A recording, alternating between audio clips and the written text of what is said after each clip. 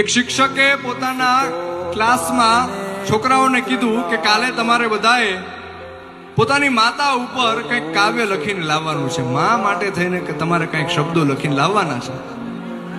બધાએ છોકરાઓ બીજા દિવસે પોતાની નોટમાં પોતપોતાની રીતના કંઈક કાવ્ય લખીને લાવ્યા, કોઈ કંઈક શબ્દો લખીને લાવ્યા. પણ એક છોકરાની નોટ છે એમાં કંઈક વિચિત્ર જોવા મળ્યું. એમાં આખી એબીસીડી લખેલી હતી. છોકરાએ A to Z આખી એબીસીડી લખેલી. તો શિક્ષકે એ છોકરાને ઊભો કર્યો અને પૂછ્યું કે ભાઈ આ શું છે, આનો શું મતલબ? અને ત્યારે છોકરાએ જવાબ આપ્યો કે મને ભાષા શીખવાડનાર, મને બોલતા શીખવાડનાર મારી મા માટે થઈને હું શું લખી શકું, એટલે મેં આખી એબીસીડી લખી દીધી છે.